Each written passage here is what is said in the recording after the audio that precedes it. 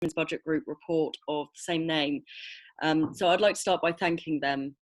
Their work has been the inspiration for this series, and as a group they have provided 2 great speakers from their own number and been instrumental in 2 incredible panels. So thank you very much. And I'm thrilled to say that you've sold us out, which is exciting. So before I introduce the speakers properly, I'm just going to do a little bit of housekeeping to give us our best possible chance of things going smoothly.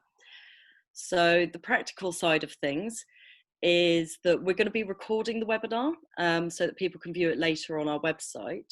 So please be aware that anything you're saying that you don't want the world to hear, let us know, and we can use the pause button, or don't, or say something you do want the world to hear. And also, if you don't want to be seen, make sure to turn off your video when you're speaking. We have 3 other members of the collective here. Magda, who's going to be tending to the tech side of things, Emma, who will be taking questions, and Gail, who will be posting links into the chat box that you can look out for to the websites of all of the organisations involved and the reports that we're going to be talking about.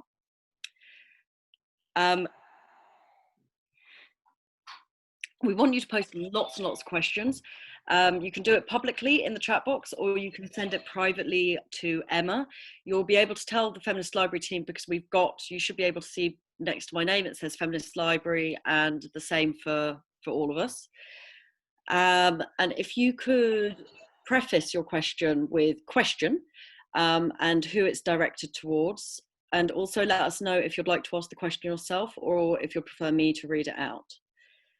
Please don't message me privately. I will not see it until it's all too late, I'm afraid. And please feel free to introduce yourselves in the chat box. You might meet people who are interested in the same areas as you, who are from the same places.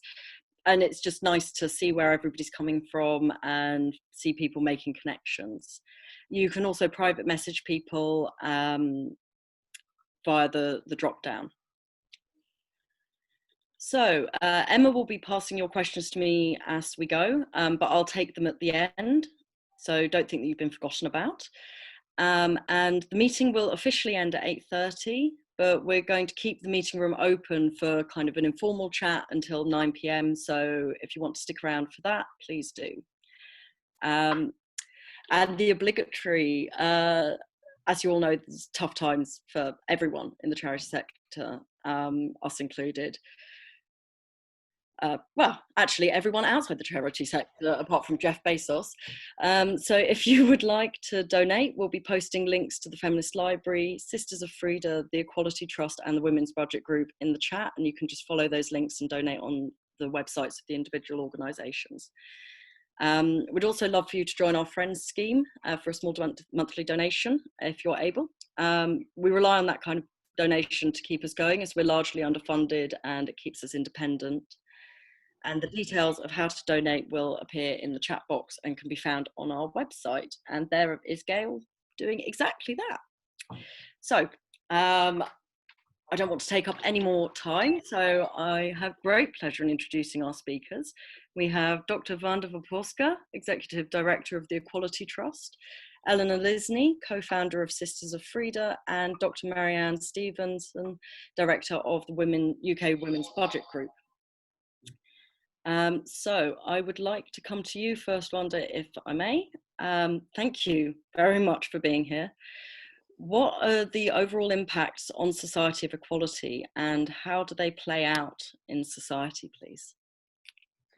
Okay, well, thank you very much for having me. I'm delighted to be here. It's the closest I'm getting to the Feminist Library for a long time, and thank you for organising it. And thanks to everybody for tuning in.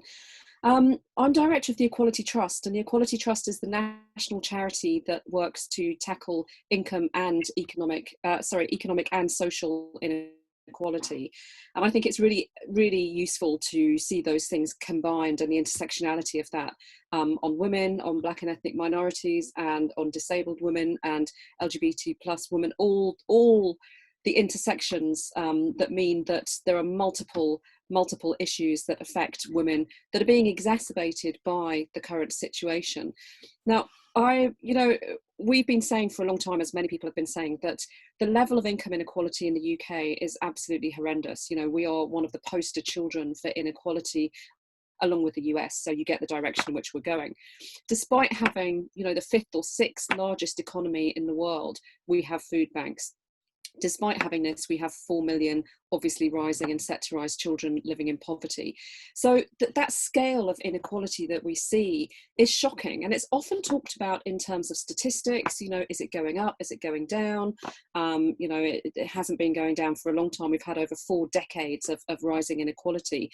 But I think the key thing to think about here, and this is, you know, the context in which this whole event, you know, needs to be understood and will be understood, is the effects of this inequality. Now, there's no doubt in my mind that inequality is going to increase over this period, and as usual, we will see that it's Black and Asian people and women who suffer the most in terms of what Paul Johnson has called, from the IFS, has called, not, you know, the word recession doesn't even begin to start to describe what's about to happen to us.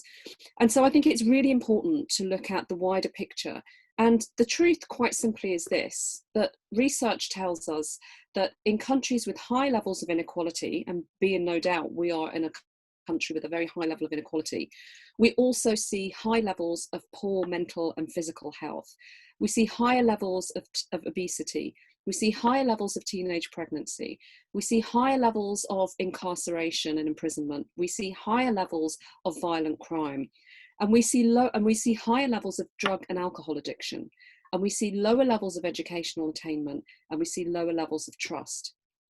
And I think what's really key is to locate women and their positions within that wider context of inequality. Because if you look at all of those things that I've just enumerated, all of these social determinants, and we can see, you know, very clearly in terms of health inequalities that the difference between living in a rich area, being a rich person, and, you know, being in a poor area, being further down the scale, actually translates into fewer years of healthy life expectancy. So inequality really is a matter of life and death. And when we look at who's at the sharp end of inequality, it is, as so often, it is women. So I think it's really important to think about each of those strands and those social determinants that I've just mentioned, and look at how women and the caring that they do, whether it's formal or informal, the work that they do, because we have higher levels of all of those issues in conjunction with absolutely huge cuts to public services, and also the financialization of our public services. So, you know, the selling off of our public services, including, I would argue, education, because academisation is really privatisation by another name. And it's within that huge context that I think that we need to locate everything that's happening, not just at the moment in terms of the COVID pandemic, but the lead up in the past 10, 20, 30 years. And the final thing I would say is that this is an accumulation. So we've had over 40 years of, you know, of this struggle in terms of high levels of inequality, and that's left a cumulative effect and impact on families, on regions, and on different industries. So when we're really, really cut to the bone at the moment, when we have nothing to pass on to our children after generations and generations, and we see that the next generation is going to be living in worse conditions, then, you know, that is a cumulative impact of inequality. And the combination of that with an absolutely threadbare social security system is something that is exacerbating the whole situation we find ourselves in. Thank you, Wanda. That's really a lot of information, and devastating information, frankly. And thank you as well for bringing it back to the lived experience rather than just the numbers. I'd like to come to you now, Marianne. Welcome. Would you be able to give us an overview of how the pandemic has impacted women along specifically gendered lines, please? Marianne, have we lost you? Marianne has just had to come out and come back because of the Zoom connection. So I'll just have to, I think, unmute again. Try again. Yes. Hi, Marianne, can you hear me? Yes, that's better. Hi. I was unmuted for some reason. No, do you want me to repeat the question? Yes, I heard the question. Oh, yeah, that great. was fine. I've been in the meeting. I just was muted. So the Women's Budget Group, as not everyone will know, is a network that analyses the impact of UK government economic policy on women and men, and proposes policies to promote a gender equal alternative future. And we've been doing a lot of work looking at the impact of the COVID-19 crisis for the last few months. I mean, the first thing to say is obviously men are more likely to become ill and die as a result of coronavirus, particularly Black and Asian men, and indeed Black and Asian women disproportionately. But when you look at the social and economic impact of the crisis, it's women who've been hit harder. So women are losing work in larger numbers than men. Women are 50% more likely to have lost jobs than men since the crisis started. They're more likely to be getting into debt. They're more likely to suffer extreme drops in income, particularly lone parents. So there was research by the charity Turn to Us that came out a few weeks ago, showing that over 60% of lone parents were expecting to have less than £1,000 a month to live on. And over 40% were expecting to have less than £500 a month to live on. And that's not income after paying rent and bills, that's absolute income to live on. And not surprisingly, that's leading to a really, really significant upsurge in debt. Women are much more likely to be doing more unpaid care work, particularly childcare. So there was some work that the IFS did looking at mothers and fathers in heterosexual couples with small children, and that showed that women were doing 50% more childcare and domestic work than men. And most significantly, they had far less uninterrupted work time. So people who were working from home, 70% of men's time, father's time, was uninterrupted, compared to less than 40% of mother's time. And that was true whatever the kind of working patterns were within a couple. So women were doing more childcare than men in all situations, except for those where the woman was still working outside the home and the man had been furloughed, in which case the man was doing half an hour a week more care work than the woman. So you've got a huge issue there of unpaid care. Women are more likely to be working in frontline sectors, in key roles. They're disproportionately represented among those who are most exposed to coronavirus. And if you look at people who are at higher risk of contracting coronavirus and low pay, there's over 1 million people in that situation. 98% of those people are women, the vast, vast majority. Women are more likely to be experiencing higher levels of domestic violence and abuse. There's been a reported 25% increase in calls to the National Domestic Abuse Helpline. And that is just the tip of the iceberg, because we know for large numbers of women locked at home with an abusive partner, it's not going to be possible to phone a helpline and get help in this situation. But these impacts aren't hitting all women equally. So, you know, there's some groups of women who are able to work from home, and you don't necessarily have childcare responsibilities, where their general expenditure has actually gone down because you can't spend very much money on anything, and their savings has gone up. So what we're seeing is an increase of savings among some groups of people and an increase in debt among other groups of people.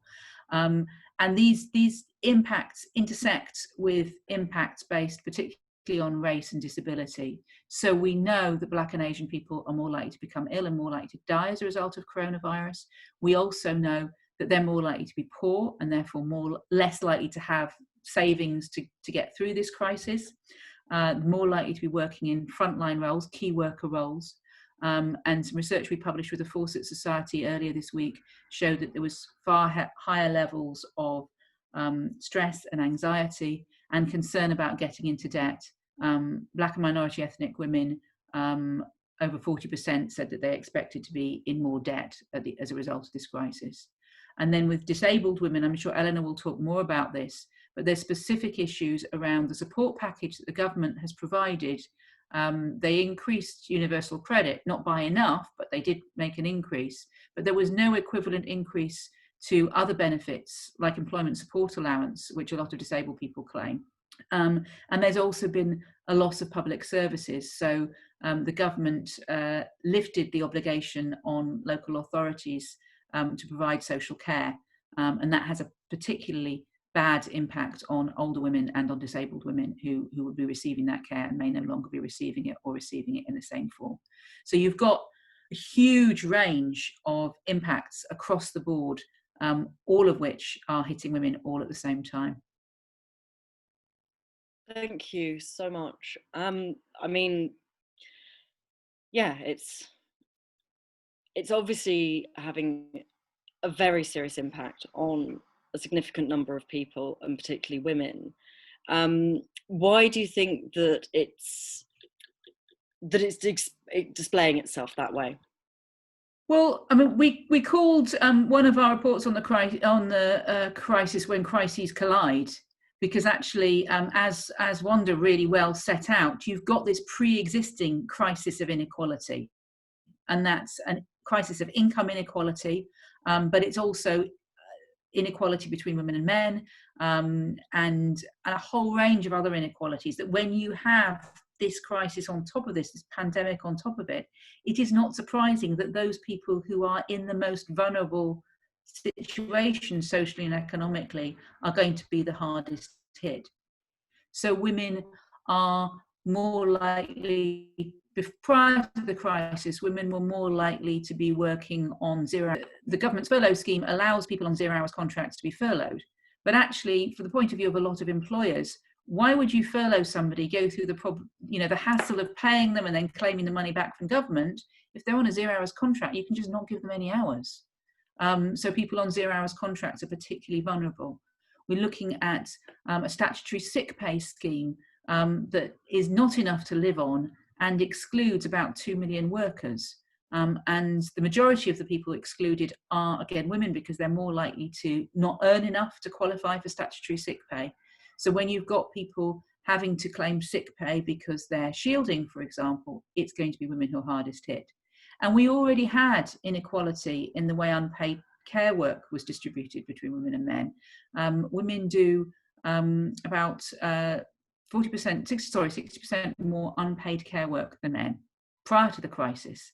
So in a way, it's hardly surprising that when you see who's going to pick up the pieces when schools are closed and nurseries are closed, it's going to be women, because of those gendered expectations about whose job it is to do care work.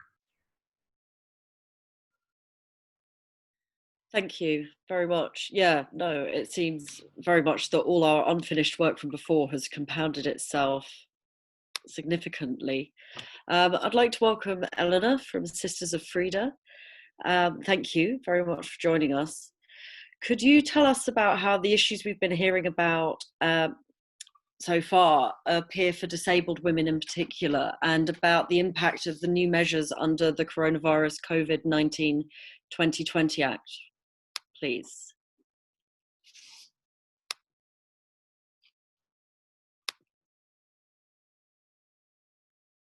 Eleanor, are you able to unmute yourself?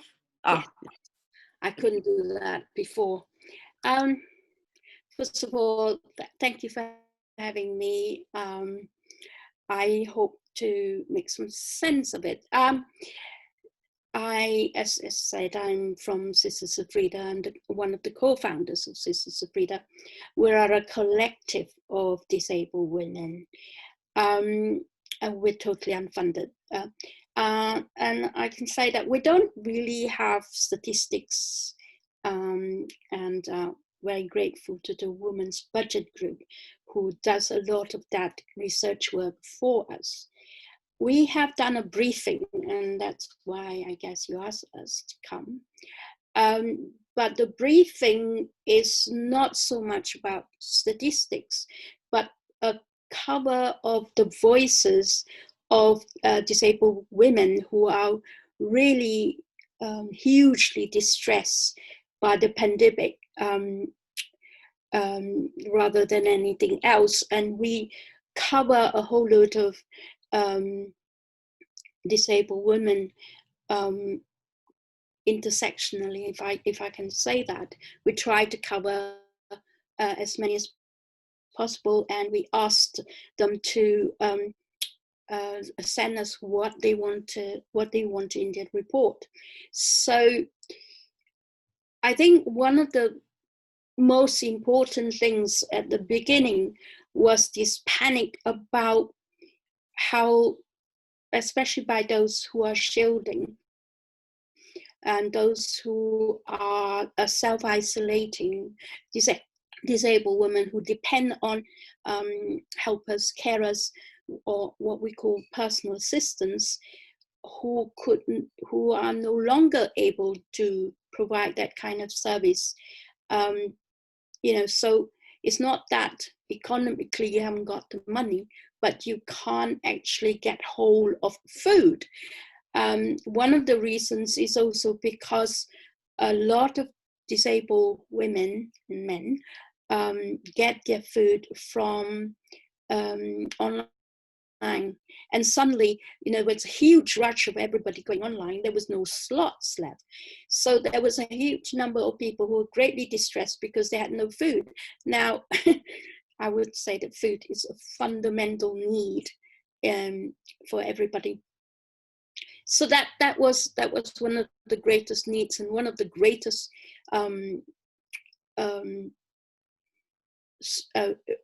place of distress for disabled women, especially those who live alone as well. Until then, there was this network of people who then come and collect your medications and go and get food for you. But my inbox and everything else I could read was about, now how do I go and get, my normal Tesco's or Sainsbury's shopping.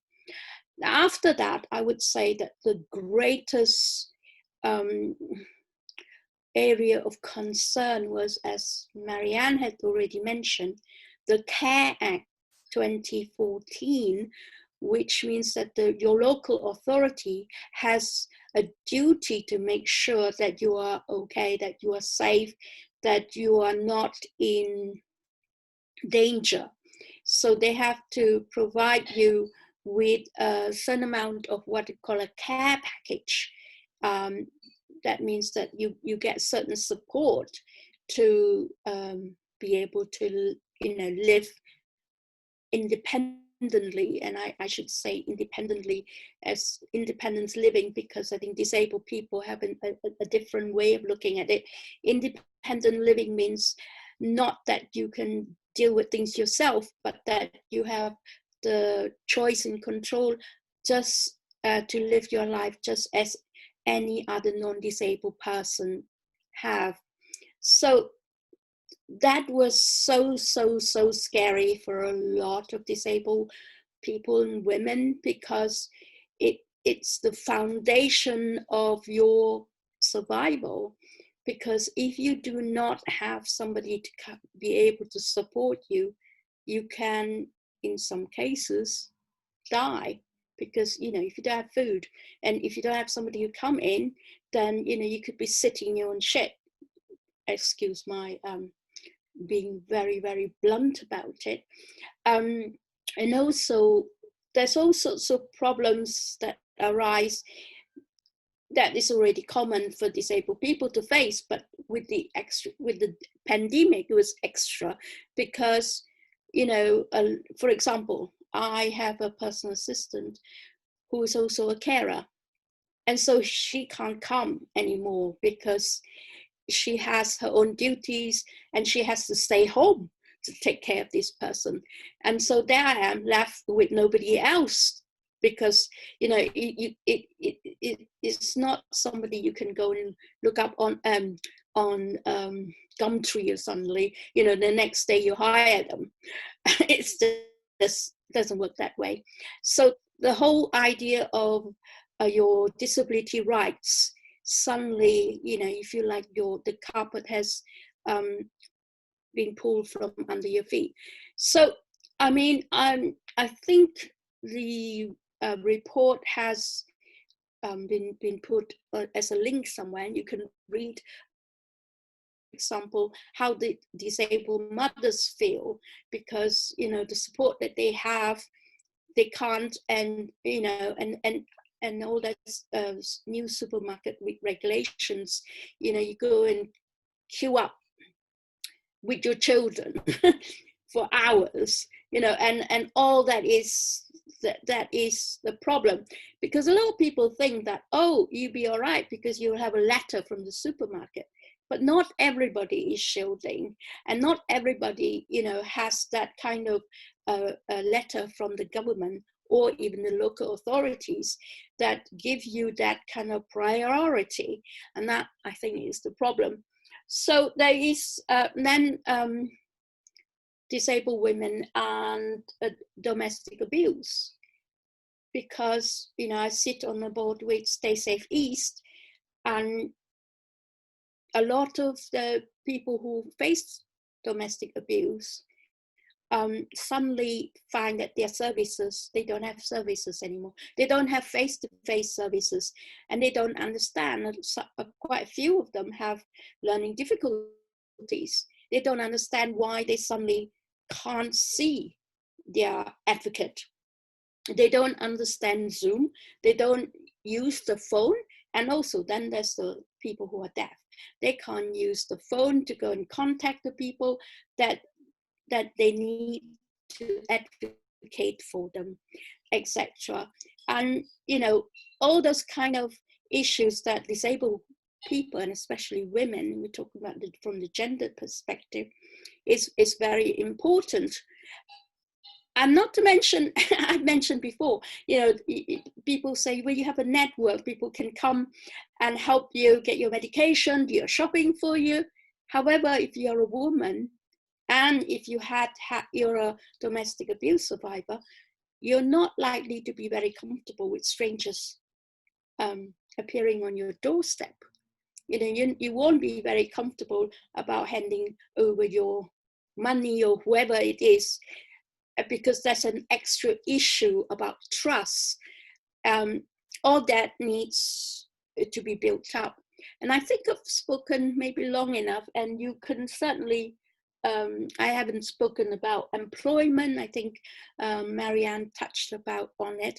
But if you read our briefing, I think there's quite a bit more than what I can say this evening. And certainly happy to answer questions as well later. Thank you, Eleanor. And speaking personally, at least, thank you for your bluntness. It's needed. And I think something that came up a lot in the last webinar, which was very specifically about care, and is very apparent here again, is the enormity of the gulf between the importance and the centrality of care in the lives of caregivers and care receivers. And many of us are both. Very few people can actually say that they are only on one side of the equation. And the way that it is valued, or rather not valued, in the corridors of power. And in those that have the purse strings. Sorry, Eleanor, yes. If I can, I mean, Marianne was speaking about unpaid carers. That is true, but I always say, as you have said, disabled people are also carers, and that doubly affects disabled women, and the women also who have invisible impairments, what I call invisible impairments, and the impact there is huge. Thank you very much. I'd like to come back to Wanda, if I may. You've spoken recently about the need for the sector to come together and not to work with a silo mentality. Could you expand on that for those of us that maybe aren't entirely familiar with what you might mean?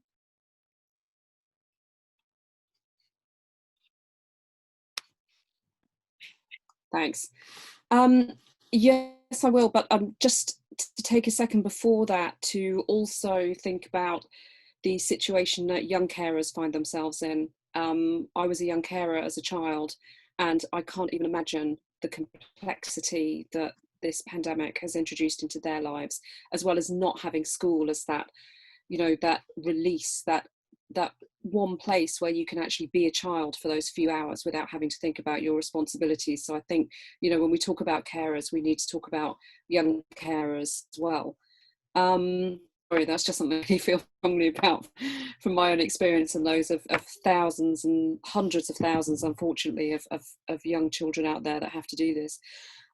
Talking of silos, I think, you know, I go back to the point that I made at the beginning that, you know, if we can reduce inequality, if we can redistribute the resources, you know, we clearly have plentiful resources in this country. You know, the Sunday Times Rich List every year reminds us of just how much wealth there is in this country. Well, most of it is in this country, some of it may be elsewhere.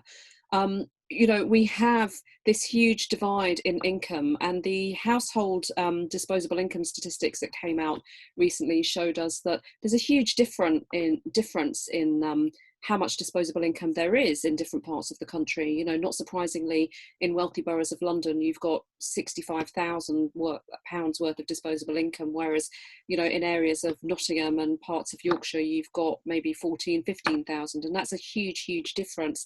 But when I say we need to come together, I think there's a very interesting, inequality sits in this very interesting nexus of, you know, something that economic justice organisations and think tanks work on, something that the third sector works on, because it works on mental health, it works on the various aspects of youth violence, it works on criminal justice, and also equality and diversity organisations. So all of those sectors very powerfully coming together would really make a difference. And let's not forget that this government has actually signed up to reduce inequalities. They've signed up to the United Nations Sustainable Development Goals, and number 10 is reducing inequality. So they have actually said that they're going to do this. Now, obviously, we'd all like to know exactly how they're going about that for certain, but they've made that moral commitment, if nothing else, as a government.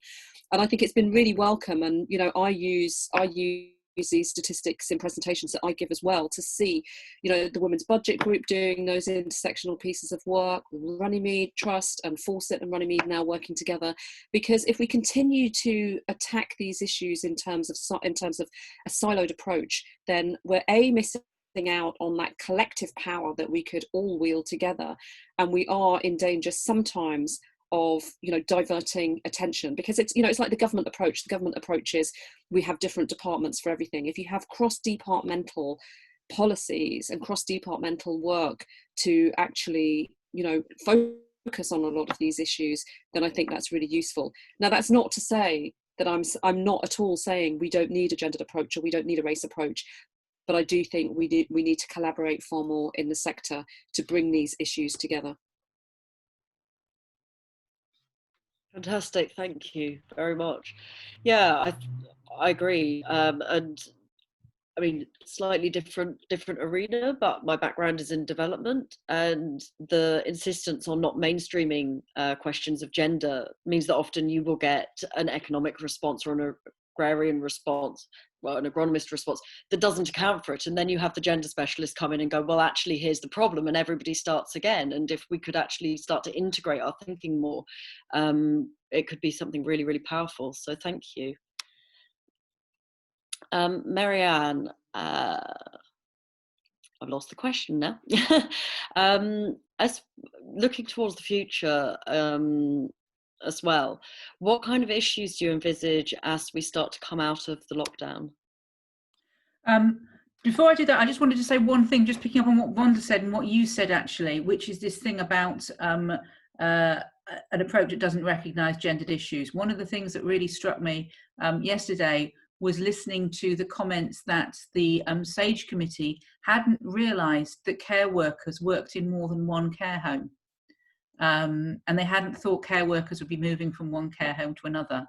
And that, to me, kind of summed up a failure to understand, you know, to understand the care sector, to understand the low paid nature of care work, to understand how, you know, many care workers are on 0 hours contracts, so having to piece together their earnings from jobs from multiple employers, which leads to this absolute disaster, you know, thousands of people dying because of the failure to recognise the need to protect the care sector and to think about where infection might be transmitted. And I just needed to say that because it's been burning at the back of my mind, and what you said. Issues going forward. I mean, one of the things I think that we're particularly concerned about is the idea that, you know, as the lockdown lifts, things don't necessarily get a load better. So, you know, the first thing you've got to look at is the ending of the furlough scheme. At the moment, there are a lot of people who are still in employment because their employers are able to furlough them. There are sectors which are going to find it difficult or impossible to recover from this. I mean, particularly retail and hospitality, that even if they're able to reopen, if you look at the social distancing rules, they won't be able to have enough customers to be financially viable. You think about an average restaurant, it makes most of its money on a Friday and Saturday night, sometimes on a Sunday lunchtime. And the rest of the week, when there's hardly anybody in, is carried by those busy Friday and Saturday nights. Now, if your Friday and Saturday night can only be as busy as your Monday or Tuesday night, you're not going to be able to operate. So those businesses are going to start closing in large numbers. And, you know, when the furlough scheme ends, large numbers of people are going to be losing their jobs. And women are particularly vulnerable there because they are far more likely to be working in those particularly lockdown sectors. Over a third of young women, for example, work in the sectors that have been completely closed down, you know, hospitality and retail outside supermarkets. So there's a real danger of job losses there. There's a real danger of homelessness, because particularly for, you know, renters who have been protected against eviction for a limited period, but are building up debts. So there's been no suspension of rent. People are going to have to pay that money back eventually. At the moment, landlords can't evict them, but at some point they will be able to. And large numbers of those people are getting into large amounts of rental arrears because universal credit is not sufficient to cover people's rents. Local housing allowance was increased by the government to cover the lowest third of rents again at the beginning of this crisis. But if your rent is higher than that, you will have a shortfall. We're going to see a massive surge in demand for violence against women's services. All of those women who've been trapped at home with abusers who are able to get out and able to get help are going to be seeking that help. And at the same time, local services are going to be facing a crisis of funding. It's going to be harder to raise money, so we're going to have a real problem there. And we've still got this issue of care. You know, the majority of school children aren't going to be back at school before the school summer holidays. We've got the summer holidays coming up where, you know, most working parents, myself included, rely on an army of grandparents to enable us to work over the school summer holidays. So I don't know what's going to happen there. And even when we go back in the autumn, I mean, the number of cases seems to be going down. The death rate is going down. That's all very good. But, you know, large numbers of people expecting a second wave, and certainly localized outbreaks, which means that we won't, you know, children may be back at school, but it might not be stable. They might have schools closed and then reopened again. And that's going to be particularly difficult for working parents, and particularly working mothers, because we've seen that they're the ones taking the majority of the burden here. So one of the things that we're worried about is a kind of two-tier return to work, where men are able to return to work sooner than women because they're not taking on the same share of childcare responsibilities. And then when you've got employers looking to make people redundant, women will be at greater risk of redundancy because they will be seen by employers as a risk because they're not able to return to the workplace. So there's a real danger of widening inequalities between women and men.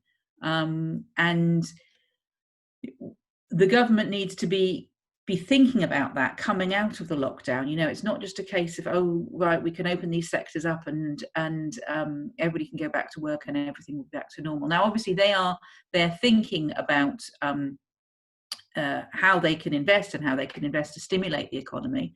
And thankfully, it does look like they're going to avoid the austerity policies of the last 10 years that have been so damaging.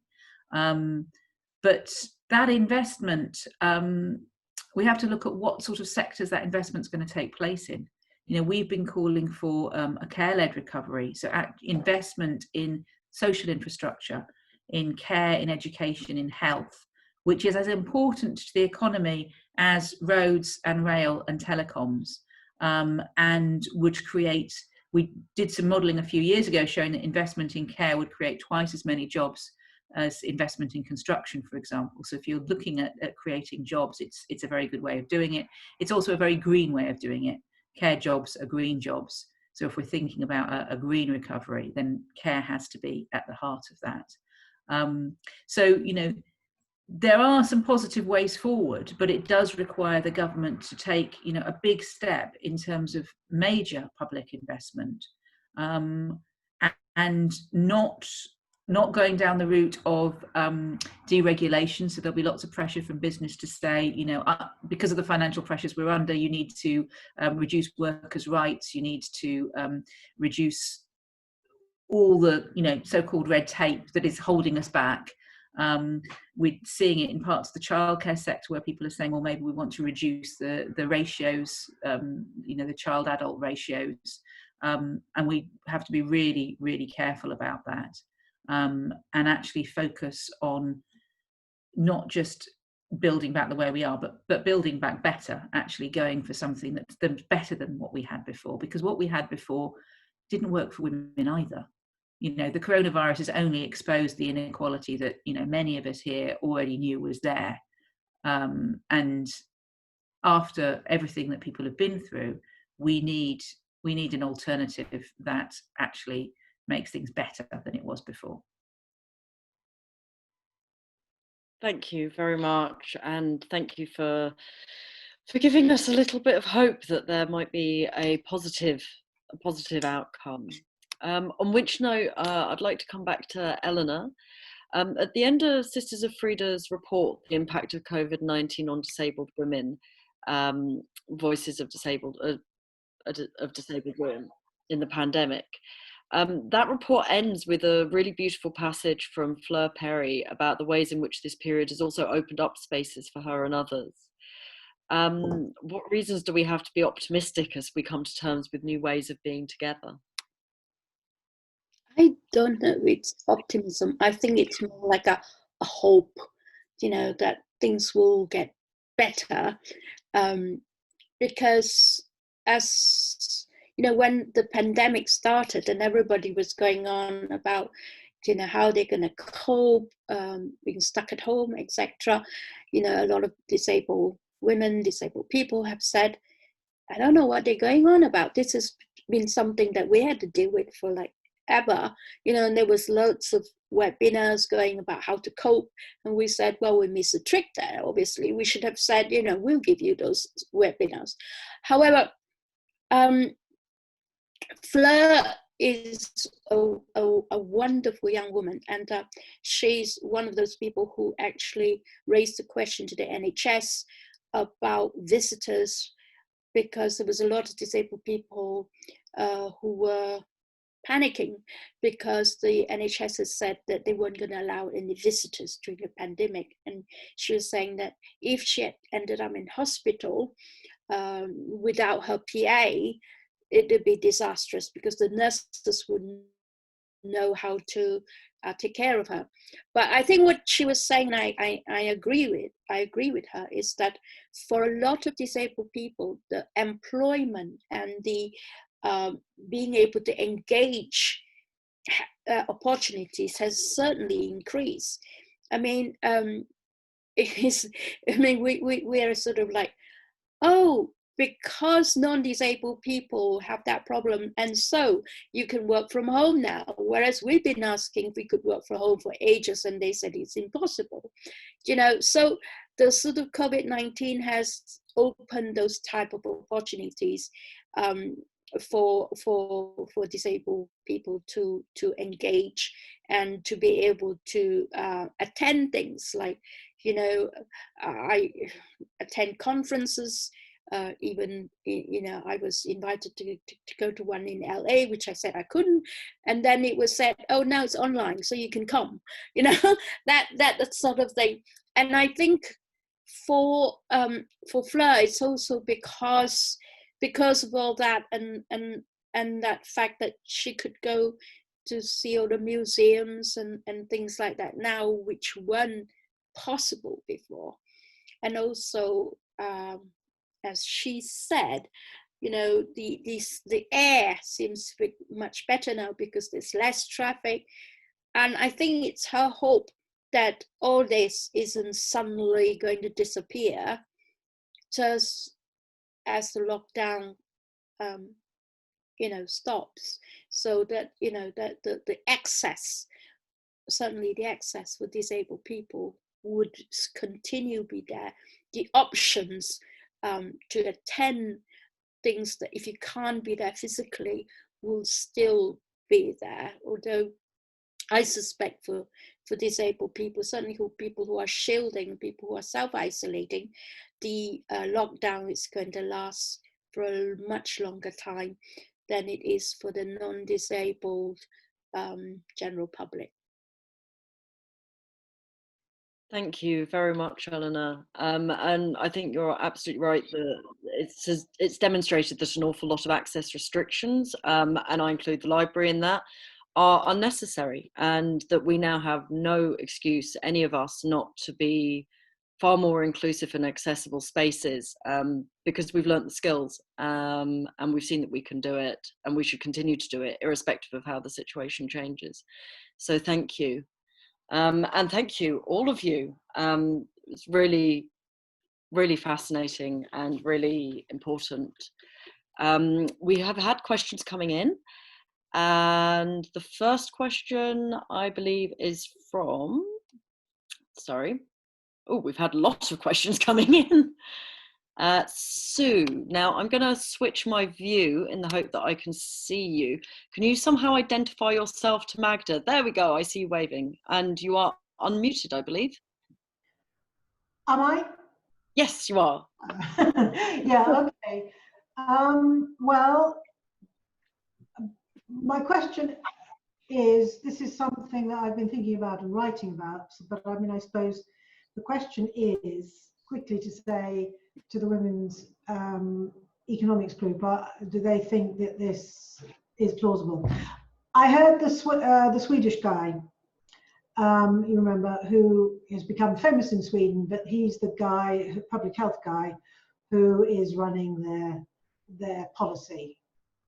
And there's all sorts of stuff being talked about Sweden, but I remember I saw it on Newsnight. The BBC women reporter said to him, well, you know, are you going to close the schools? And there was obviously one of these total cultural incomprehension moments. And he just looked at her and he said, if I close the schools, the Swedish health service shuts down. And that was a genuine, unforced answer. So what I'm looking, and then I've been doing some comparative work. I'm in Germany, obviously. So what I'm looking at is the fact that, in a sense, it's a tool towards looking at this overuse of women's time, which is a huge problem for all women, because as this crisis goes on, as there are more and more peaks, you are running your health services on a system which doesn't function or is going to cease functioning because you're overusing women's time, because you simply can't expect women to be running the health services and looking after children at other people at home. And burnout's going to happen, and this is all going to get worse. So that's it very briefly. So does anybody have any comments on that, particularly Mary Ann? I mean, you know, our society is not going to function because you're overusing women's time and they can't be in two places at once. So you were highlighting this the donut economics concept, which I think is a really important one. I've just been giving 1 or 2 lectures on it because, I mean, I'm moonlighting as an economist as well as a lawyer, but I've got access to an organisation which represents women at the UN, so I'm trying to get them interested in it. Yeah, so the concept of donut economics is you've got the kind of the formal visible economy that people think of and recognise as the economy, and then you've got the unpaid care economy, and you've also got the external environment, you know, the the world, the planet on which we live, which is not a kind of an infinite resource. Neither care nor the planet are an infinite resource on which you can endlessly draw on for what people see as the real economy. So I think it's a really powerful way of helping kind of think through the way in which the different parts of the economy are interrelated, and I think it's a really interesting model. In terms of school closures, I mean, I think it's really complicated, because I think while children are at relatively low risk of becoming ill with coronavirus, they are not necessarily not likely to pass it on to others. And schools are also a place where, you know, adults work, including vulnerable adults and adults with underlying health conditions and pregnant women and so on. And so when we talk about the problems of schools closing, it's not to say, oh, well, you know, they should never have closed. It's to actually say you need to recognize the implications of these different elements. You can't just close the schools as though that doesn't have an effect, as you say, on the health service, for example. And, you know, to be fair, the government did recognise that, because schools did remain open for key workers. I think, you know, one of the big problems was the fact that large numbers of key workers don't earn enough money to pay for either the wraparound childcare if they've got school-age children, or childcare for preschool children. So they rely a huge amount on informal care from friends and family members. And obviously, one of the big impacts of this crisis has been that people can't get informal care either. And so, you know, what it's shown is actually we have a childcare system, and obviously education is not about childcare, but it is something that parents rely on in order to be able to work, which doesn't actually function for large numbers of people. And people have to, you know, work around that with informal childcare. And so when that becomes impossible, the whole system collapses. Thank you very much, Marianne. Our next question is from Gail. Is that our Gail? And if so, can you unmute yourself? And it's a question for Eleanor. Well, I just wanted to, and in fact, I think I asked the question before everyone ably answered it, which is about the interconnection between carers and, you know, carers, like Marianne, I think it was, said that carers go into lots of different homes when they're visiting. And so I just wanted to highlight, because this was what came up in our webinar last week, is that carers are being completely ignored, especially domiciliary care workers, in terms of transmission of the virus. I think, yeah, that was just a comment really I wanted to put in, while we're here. So thank you all three of you, actually. This is brilliant so far as well. And can I make a comment then? Of course, yes. I totally agree with Gail there, and that's why a lot of disabled people I know are very aware of that especially if they get carers or workers from agencies, that these people are going to be in different homes and they are in much higher risk. And in fact, some people I know are so worried about that, you know, they've gone home, they've gone back to their parents, because they don't see how they can keep safe, themselves safe from all this so-called, well, they're not exactly strangers, but they're not part of their family, who only come in for a few hours a day. I mean, even for example, myself, even my PAs, they would be wearing masks and gloves if they don't see me regularly. I mean, I have one who only works for me, and that is a different case. But I agree with you, Gail, and Marianne, that carers, PAs, people who work in care work, they can't just depend on one source of income, if that makes any sense. Makes perfect sense. Thank you, Eleanor. Our next question comes from Wynne. Are you able to unmute yourself, Wynne? I believe you've got a question and a comment.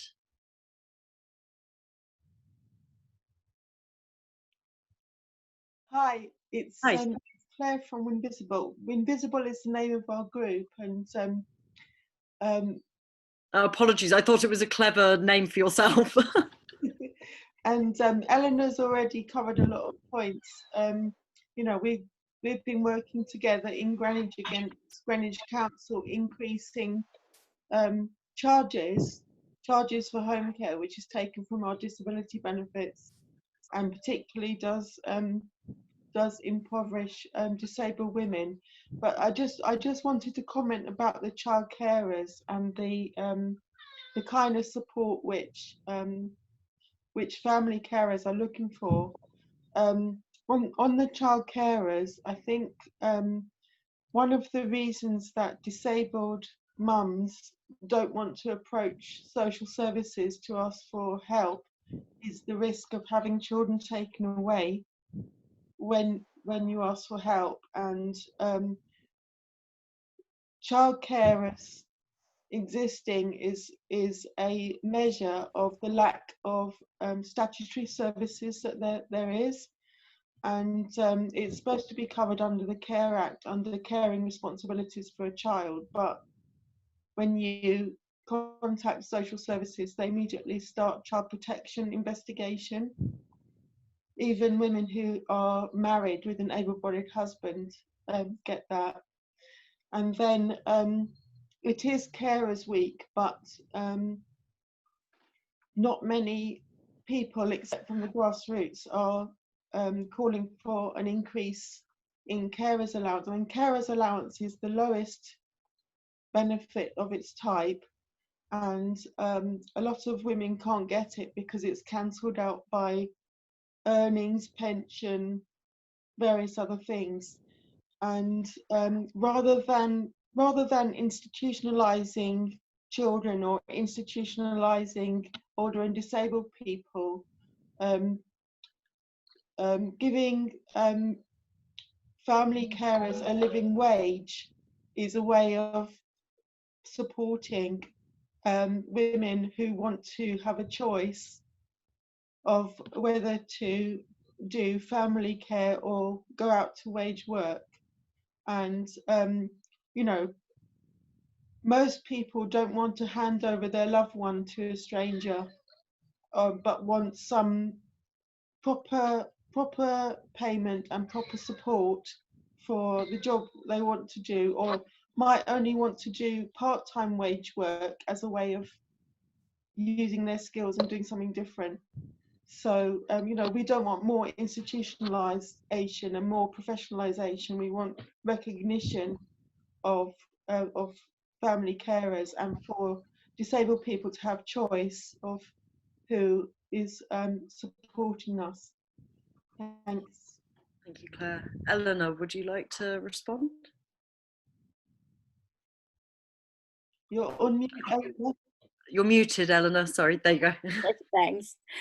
No, I mean, I don't have anything to say, except that I don't think that has changed much since COVID-19.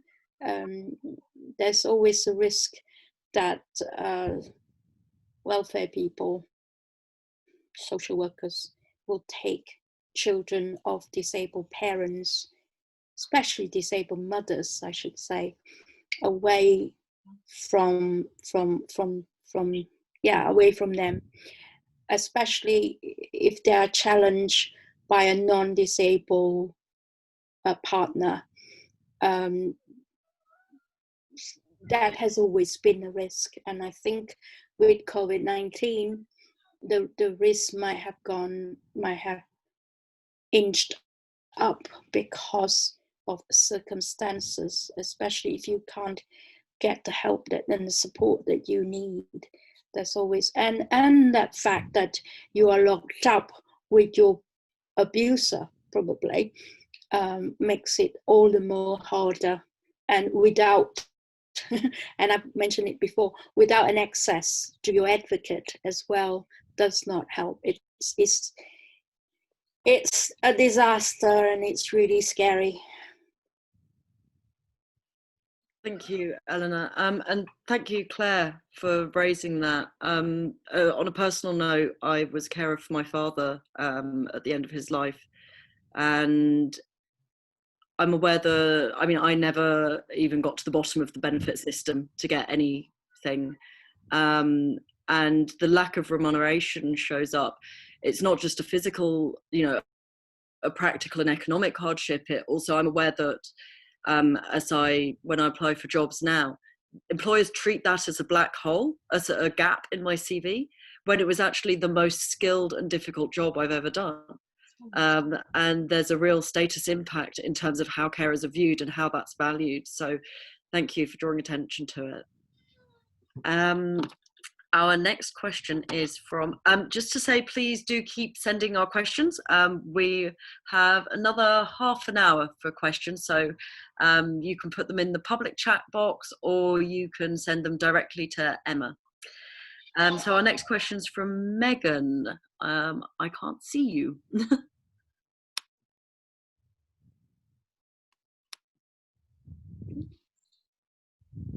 Hi, sorry, I had a trouble unmuting the microphone, but I am here. And I believe you had a question for Marianne? So my question was just on, I'm writing a piece of text on the placement that gender and race and disability, specifically of gender, has within migration. Migration in the UK currently at the moment, obviously since borders were closed for certain people and the reduced freedom. Just sort of what are your thoughts on, I guess, the placement that gender has within that field and that sector? Marianne, are you able to unmute yourself? Try now. Thanks. Okay, sorry, I don't seem able to unmute myself. I have to wait till somebody unmutes. No, I think we have to do it and then you have to do it after we've done it, just to make life really difficult.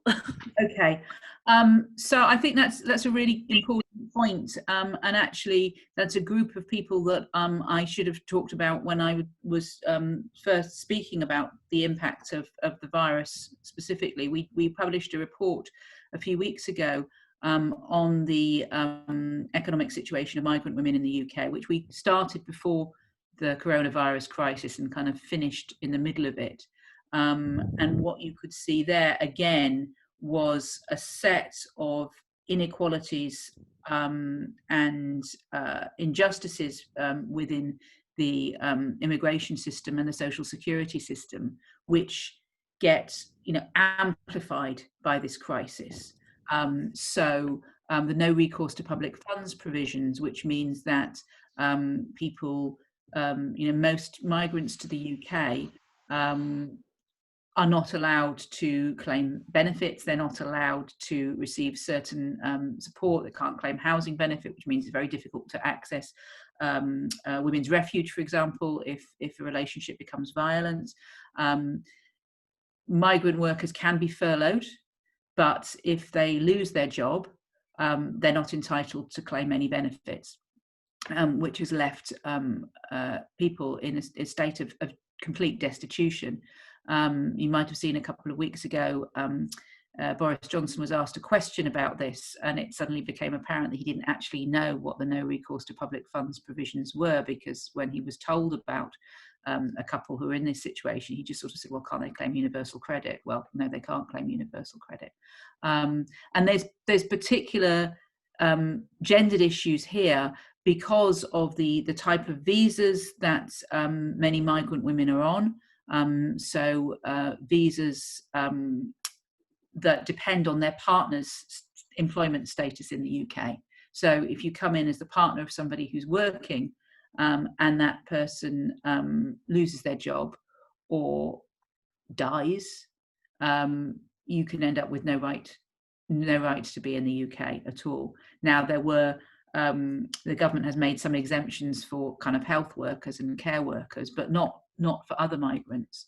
We have a situation where migrant women in particular are less likely of not accessing the pregnancy and maternity support they need because of the financial cost, the fact that they're not entitled to free NHS care, and in many circumstances, so therefore would be hit with huge debts.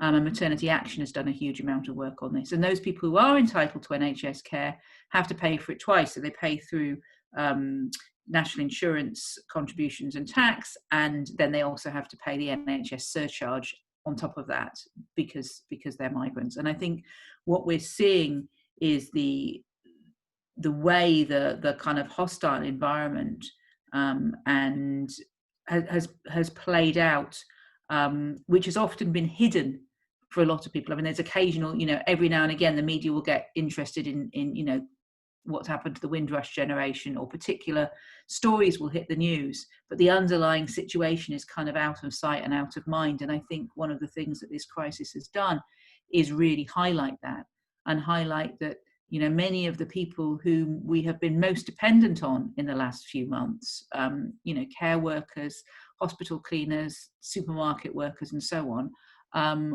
would not be entitled to enter the UK under the government's proposed visa scheme. So we've clearly got our priorities badly wrong there. Thank you very much, Marianne. Wanda, could I ask you to comment as well, please?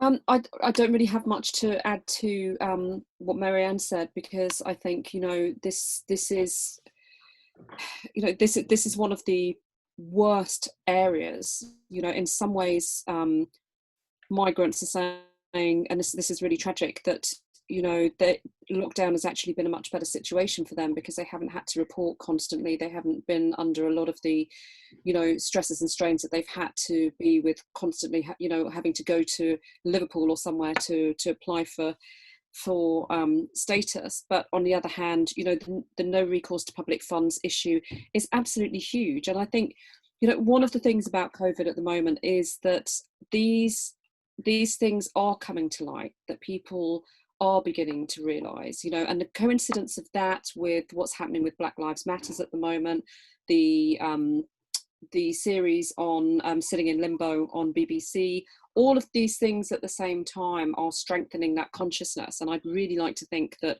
more people are becoming aware of this. And I think one of the things in terms of campaigning and mobilising is that a whole range of middle-class people are now finding out what universal credit is like. They're finding out what the benefit system is like. And although it's not as harsh as it was, it's still harsh. It's still that, absolutely threadbare social security blanket that we have. And, my hope from some of this is that people will actually turn around and say, how have we expected people to exist like this for the last 10 years or longer, and be mobilised to do something about it? Because, the situation is appalling. I mean, there's a joint group taking the government to court at the moment on no recourse to public funds, because it's clearly, as they are saying, it's clearly a breach of human rights in a lot of different areas.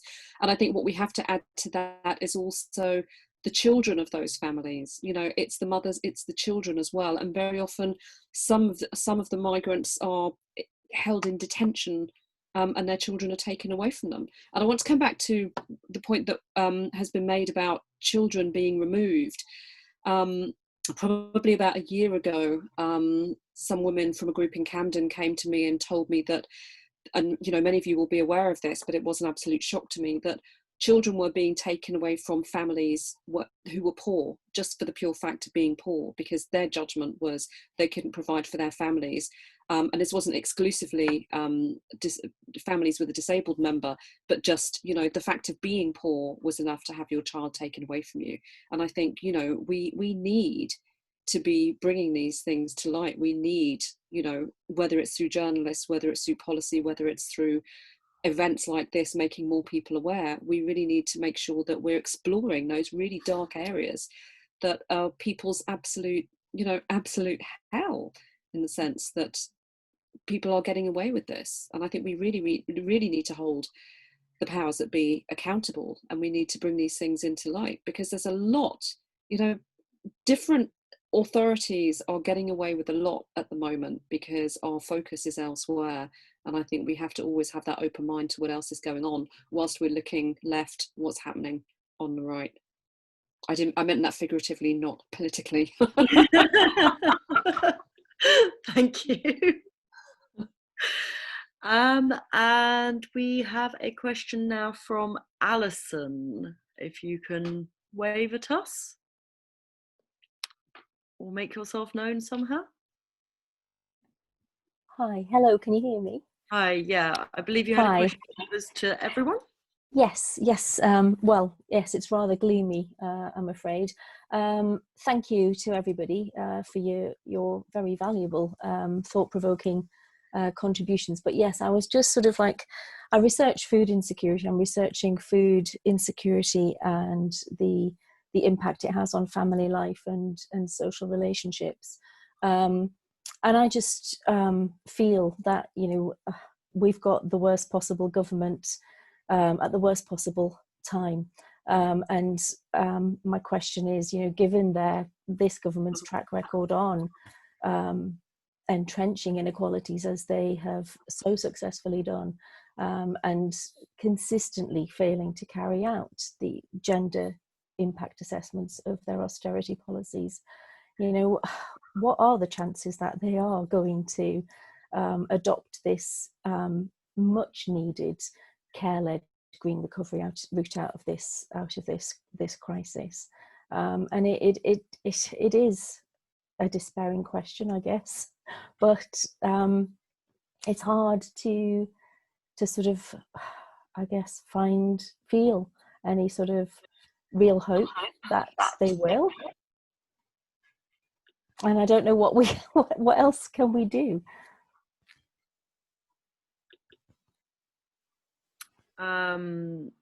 Marianne, could I come to you first, please? I think that's a really important question. You know, one of the things that people have been saying, particularly at the beginning of this crisis, was talking about, you know, how this would be an opportunity for a major and significant change. And I do hope that it is. And people were talking about, you know, the birth of the NHS and the welfare state out of the Second World War. And that, you know, and you have seen people come together in really important ways. There's been, you know, huge outbreaks of social solidarity, you know, local support groups springing up all over the country, people getting in touch with friends and neighbours for the first time and so on. Or neighbours for the first time that they didn't necessarily know, and doing shopping and helping in other ways. And that, you know, that out of that, there is that, you know, we can't go back to business as usual. And that's what I want to happen. But I also think it's important to realise that those things don't happen automatically. You know, crises can lead to major improvements in people's lives and a huge step forward, or they can lead to things going backwards. And the thing that makes the difference is that the work is done to come up with a programme of what we need, and that people organise and campaign and lobby for it. It doesn't happen by itself. So if you think about the welfare up during the middle of the Second World War, people were organised. The 2008 financial crisis, you know, some people thought that would be an end to the kind of the banking system that had allowed all that debt to accumulate. It wasn't. You know, the banks were bailed out and we had 10 years of austerity. So it's about organisation and political will, and that isn't automatic. That requires us to fight and campaign for it. And as Wanda said, to work together, you know, to not get trapped into silos. We all have our own little bit of thing that we're calling for, but to actually, you know, have a shared collective vision that we say, this is the alternative. We can do things differently. You know, one of the things that we've been working on at the Women's Budget Group is we've had a commission on a gender equal economy for the last 18 months, which is due to publish in September. And right from the beginning, you know, the strap line for the commission was, we can do things differently. the way the economy is organised is not like the weather. It's not a fact of nature that we have to live with. The economy is a human construct. We've made it. We could make it in a different way. What we need is the vision of how to do it, and then the organisation and the campaigning to get us there. And I have to be an optimist, because otherwise I'd kind of go back to bed and pull a duvet over my head and cry. And so I have to believe that it's possible, and you have to keep working to make that possible. But I do think we have to, we all have to work together on that. Thank you. Wanda? Yeah, I totally agree. I mean, I think there's been a case of sort of at the beginning thinking, yeah, we've got to build back better. We cannot go forward. We cannot go back to the normal that was so broken. And I think we're kind of going in waves, in a sense. There are times when I feel immensely optimistic that we are going to change things. And there are times when I think actually we're in danger of doubling back. Because that 1%, that 0.1% at the top who hold all of the power, they're not us. They don't even look like us. And they will fight tooth and nail to keep the privilege and the wealth and the resources that they have. So, I think it's going to get a lot worse before it gets better. But one of the things I'd like to point to is the Wellbeing Economy Alliance, which is looking at how there are very many different measures being taken in different countries in the world that put together would create that better economy.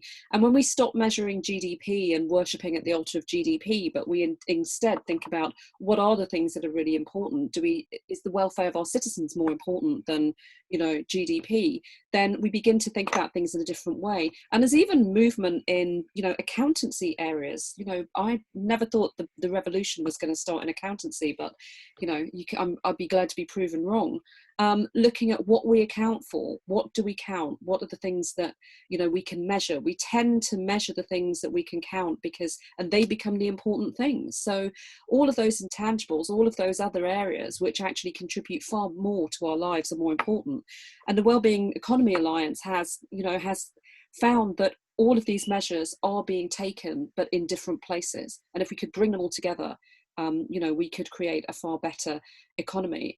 And one of the things I will say is that, as Marianne said, inequality is not inevitable. It's a political choice. So there are people every day who take decisions. And one thing, the final thing I would say is that Section 1 of the Equality Act, which didn't come into force, and the Equality Trust and Just Fair are running a campaign on this, says that local bodies, public bodies, have to take into account the effects of their actions. They have to pay due regard to the effect of their actions on those who are socioeconomically disadvantaged. So in a sense, it's an inequality impact assessment. We're fighting for this to be brought in England, and I say England because Scotland's brought this in as part of the Fair of Scotland duty. Wales is due to do this this year as well, and we believe, where we've seen local councils take this as part of their mission and part of what they're doing, we can see a huge difference. And so we believe that this, tiny clause in the legislation that is 10 years old this year, enacting that would difference. Thank you very much. Eleanor, did you have anything to add? After that, I don't think so. But but I certainly agree with Marianne that if I wasn't optimistic, if I didn't think that I need to be optimistic, I would also just stay in bed and not bother to campaign or do any work. Just go and escape and watch Chinese drama all the time. That's a great temptation now. But I think with Wanda, I read something today which made me think, and I hadn't had time or the capacity to think about it, that equality doesn't mean equity. No. And I think I need to really kind of reflect more on that. Because it isn't, is it? No, and I'm not. I cannot change my organisation's name. No. I'm not suggesting it. I'm just saying that there's something that absolutely. Absolutely, and I think some of the biggest battles I've had in all of the work that I've done over the years is in just really convincing people that A, equality isn't about treating everybody equally, and B, equality of opportunity just doesn't cut it. And it's, you know, it's those conversations that we have all of the time. You know, we just keep on having to repeat the same old things, I'm afraid. But one thing, if I may add, one thing that sort of either makes me despair, or I don't know, or think that something is happening. And you know that there's a Chinese saying that, you know, it's a curse if somebody said that may you live in interesting times. And I think that that's, you know, that's where we are at the moment, in interesting times. Is the thought, you know, the two mixtures that sometimes make me despair is the place of disabled people in society and community, and how we're still not seen and not visible in a whole lot of ways, even though we're a big majority of the population. And the other one is the whole Black Lives Matter campaign, and seeing some of the really ignorant things that some people say. And I'm just hoping that, you know, that all these, you know, as Marianne said, we don't want to be in silos, that if we could join up this kind of campaigns, then maybe we will have, if not equality, some maybe some form of equity. I don't know. I'm not a philosopher. I just wanted to pick up on something that's come out really strongly from all the speakers and in the questions, is this question of taking a unified approach and taking it together, of connecting between organisations, between concerns. And I've been glancing at the chat and seeing that lots of people are sharing resources, and just to reassure you that that will all be shared afterwards, so there will be access to that after the webinar. And also, please do stay for the informal chat, introduce yourselves, get to know one another, you know, work out how to work together. And yeah, I would like to take the opportunity to thank hugely all three speakers, Marianne, Wanda, and Eleanor. Really, really inspiring, insightful, and important. It was a real privilege, so thank you very much. Thank you. And I believe that Magda has enabled you all to unmute yourselves, so you can just raise your hands.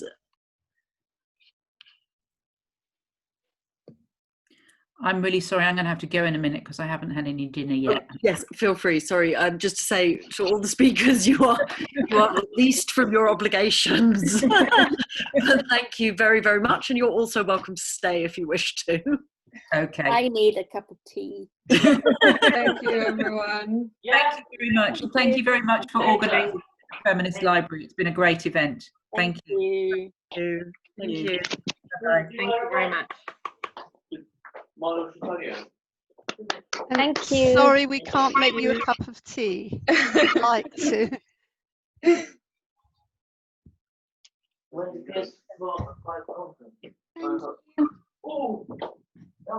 Can I just say, unless you are wanting to say something to the group, if people could select to mute themselves if they haven't already, just because it stops us getting background noise. But yeah, would anybody like to say anything?